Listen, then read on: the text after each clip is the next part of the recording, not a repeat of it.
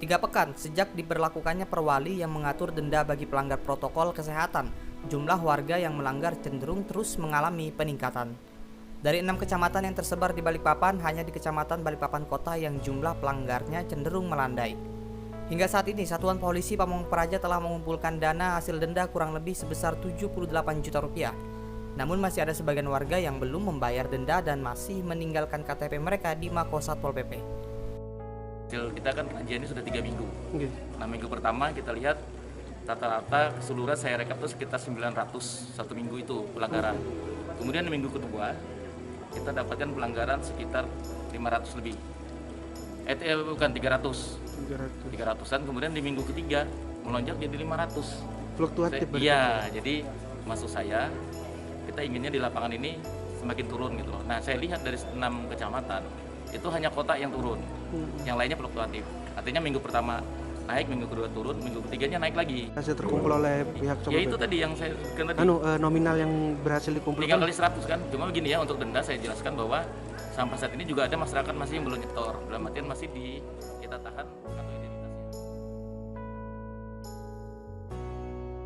Saat ini data rekapitulasi pelanggar protokol kesehatan menjadi 2.243 orang. 1.079 pelanggar dikenakan sanksi sosial, 366 pelanggar memilih sanksi menyediakan masker, sementara 798 pelanggar harus membayar denda. Iskandar Amir Dahlan, Kompas TV Balikpapan, Kalimantan Timur. Kenalkan, nama saya Cindy Setiawan dari jurusan akuntansi dengan NRP 1303 19116. Ya, perkenalkan, nama saya Jennifer Juanda dari jurusan akuntansi dengan NRP 1303 19033.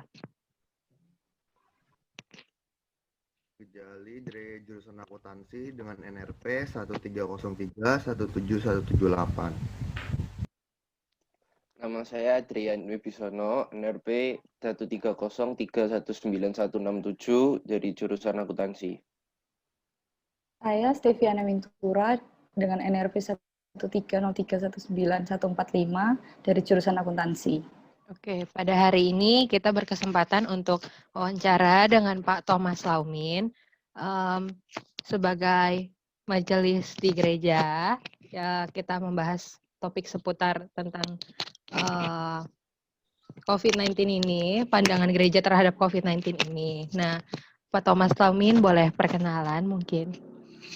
Oke, saya memperkenalkan diri saya bernama Thomas Laumin dan saya asal dari Balikpapan ya, asli Balikpapan, dan pekerjaan usaha saya adalah wira swasta yang bergerak di bidang distributor sepeda untuk daerah Kalimantan Timur.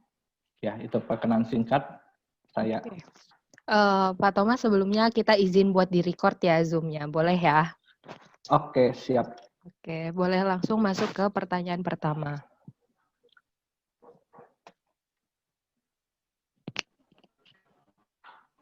Pertanyaan yang pertama, bisakah Bapak ceritakan tentang kasus COVID-19 di daerah Bapak di Kalimantan Timur dan sudah separah apa ya?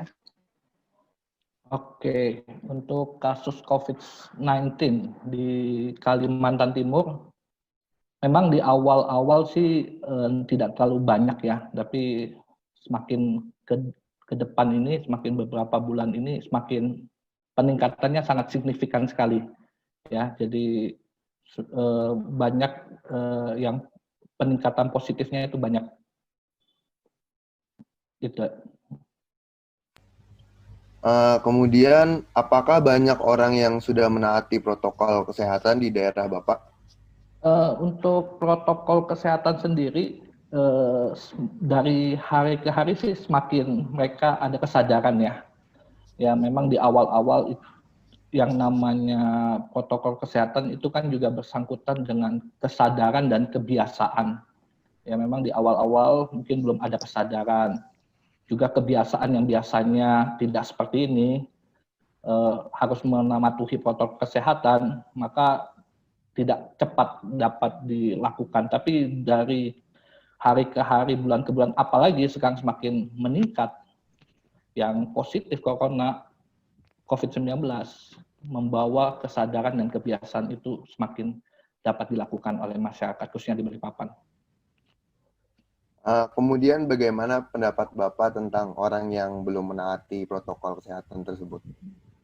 Ya, sekali lagi ya bagi orang-orang yang belum mematuhi ya ini memang sekali lagi berkaitan dengan kesadaran. Mungkin mereka masih menganggap ini bukan suatu yang urgent, bukan suatu yang berbahaya, maka mereka pun akhirnya tidak mematuhi.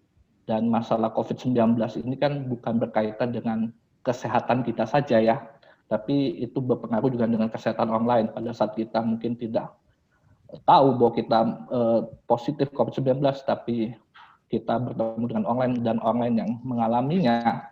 Nah ini yang kesadaran ini mungkin mereka tidak betul-betul menyadari akan pentingnya protokol kesehatan. Juga kebiasaan, sekali lagi kebiasaan tidak mudah ya. Kalau kita tidak menyadari dan tidak membiasakan diri, ya memang akan susah untuk melakukan protokol kesehatan itu. Oke, pertanyaan selanjutnya nih, Pak Thomas, kan berarti di daerah Bapak ini masih banyak ya masyarakat yang belum mematuhi protokol-protokol yang sudah ditetapkan. Nah, kira-kira apakah ada sanksi tertentu, sanksi khusus untuk orang-orang yang melanggar protokol tersebut? Ya, jadi di awal, setahu saya sih di awal bulan September ini, ya Pemkot Balikpapan sudah mengeluarkan peraturan khususnya pemakaian masker ya. Jadi di jalan-jalan kita harus pakai masker dan kalau kedapatan tidak melakukannya ada sanksinya. Dan setahu saya tidak mengalami ya, karena saya selama ini memang mematuhi untuk memakai masker di tempat umum. Tapi sepengalaman teman saya yang pernah disanksi, ada sanksinya berupa bayar denda sebesar 100.000, baru ada juga kerja sosial dan sanksi teguran juga. Oke, lalu di sini kan Pak Thomas sebagai seorang majelis di gereja ya. Nah, bagaimana upaya dari gereja untuk menanggapi COVID-19 ini? Ya, upaya gereja memang kita tanggap ya dari awal pada saat mulai COVID-19 itu ada di Indonesia dan juga sudah meluas sampai ke daerah-daerah yang lain. Kita langsung membatasi ibadah kita. Jadi sekarang ini ibadah kita yang hadir di gedung utama, di gedung gereja itu hanya pelayan-pelayan Tuhan saja, pelayan-pelayan ibadah. Dan selebihnya kita melakukan live streaming untuk dapat diikuti oleh jemaat-jemaat di rumah mereka masing-masing. Yaitu yang kita lakukan supaya turut serta di dalam pencegahan penyebaran COVID-19. Oke, pertanyaan selanjutnya akan dilanjutkan oleh teman saya. Ya, untuk pertanyaan selanjutnya, untuk mengenai masalah gereja itu apa udah dibuka ya Pak? Gereja yang Bapak layani atau gereja-gereja di sekitarnya itu apa udah mulai buka atau masih live streaming gitu? Sebelumnya sempat yang di awal bulan Juli atau Agustus saya lupa, itu sempat kan penerapan new normal dan kita juga sudah sempat membuka walaupun itu masih terbatas, tidak semua jemaat kita himbau untuk datang. Jadi hanya terbatas untuk bagi yang mendaftar dan kita memberikan, memang itu juga peraturan pemerintah bahwa satu gedung ruangan itu tidak boleh diisi semua. Ada pembatasan 50% dari muat gedung itu, maka kita batasi, kita menerapkan adanya pendaftaran, kita juga melakukan protokol kesehatan, cek suhu, dan sebagainya. Tetapi dari setelah pembukaan yang terbatas itu, kembali lagi bahwa COVID ini meningkat, dan kita kembali menutup. Jadi kita kembali ke live streaming, dan kita yang datang hanya pelayan-pelayan Tuhan saja. Sempat ada tanggapan nggak Pak mungkin dari orang-orang yang mengenai tidak boleh datang ke gereja, kira-kira jemaat tanggapannya gimana atau agak mungkin kecewa atau gimana gitu? Iya. Pernah ada nggak? Ya, pasti ada ya, karena memang kita ya sekali lagi kita belum terbiasa ya, kadang untuk melakukan sesuatu yang baru itu kan tidak mudah ya, bahwa pada saat kita menutup gedung gereja, hanya yang melayani yang dapat hadir, yang lain beribadah di rumah, ini tidak bisa langsung diterima ya. Mungkin ada jemaat yang keterbatasan ya, khususnya jemaat-jemaat yang usia lanjut ya. Kan kita memang yang lalu pada saat kita buka untuk terbatas pun yang usia 60 tahun ke atas tidak boleh hadir, maupun juga yang anak-anak tidak boleh hadir, tidak beribadah. Dan sekarang pun setelah ditutup lagi dan hanya pelayan-pelayan Tuhan, dan kembali yang memang yang usia lanjut ini yang agak terbatas ya dalam penggunaan teknologi, mereka terbatas. Apalagi kalau mereka tidak bersama dengan anak-anak mereka atau cucu-cucu mereka, mereka akhirnya tidak beribadah. Dan inilah jadi yang memang pada saat kita menerapkan ibadah seperti ini, akhirnya yang mengalami keterbatasan adalah jemaat-jemaat yang berusia lanjut. Selanjutnya, mungkin tantangan apa saja yang dihadapi dalam pelaksanaan protokol kesehatan tersebut di gereja? Ya, jadi tantangannya ya tadi keterbatasan ya. Jadi selama ini kan kita di dalam bergereja, berjemaat, kita pastinya kita harus membuktikan maksudnya mewujudkan kedekatan, keakraban. Nah, dengan adanya protokol kesehatan, kedekatan kita antara satu jemaat dengan yang lain itu terbatas ya. Kita sekali lagi pada saat kita datang beribadah, kita sudah tidak bisa lagi bersalaman ya. Yang biasa bersalaman, mungkin bisa berbincang-bincang setelah ibadah, itu tidak bisa kita lakukan lagi. Nah, sekali lagi yang tadi juga yang jemaat usia lanjut tidak bisa lagi datang beribadah ke gereja, maupun mereka juga terbatas dalam pemakaian teknologi untuk beribadah secara online.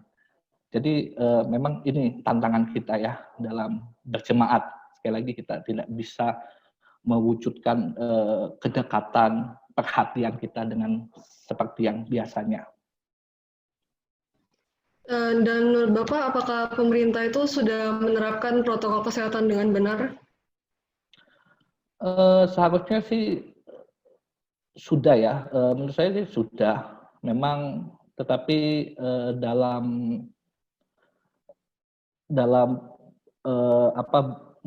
sosialisasinya ke masyarakat memang ada keterbatasan. Kita harus sadari ya, memang tidak semua ya, sekali lagi ini bukan menurut saya bukan kesalahan pemerintah, tapi memang dalam mengkomunikasikannya itu tidak bisa hanya dengan satu gaya, satu style, karena kita di dalam masyarakat ini kan banyak ya, kita ada yang bisa langsung dapat mengerti betapa urgensinya keadaan ini, ada yang pun tidak. Jadi memang perlu terus sosialisasi, komunikasi kepada masyarakat. Oke, jadi sesi wawancara dari kelompok kami pada hari ini sudah selesai, pertanyaan-pertanyaannya sudah selesai juga. Kami mau mengucapkan terima kasih banyak kepada Bapak Thomas yang sudah mau meluangkan waktu untuk menjadi narasumber kami pada hari ini mengenai COVID di daerah tempat Bapak tinggal, dan juga sudah memberikan banyak masukan, saran-saran bagaimana menghadapi COVID-19 ini di daerah tersebut. Terima kasih, Pak Thomas. Ya, sama-sama. Makasih ya, Pak. Iya.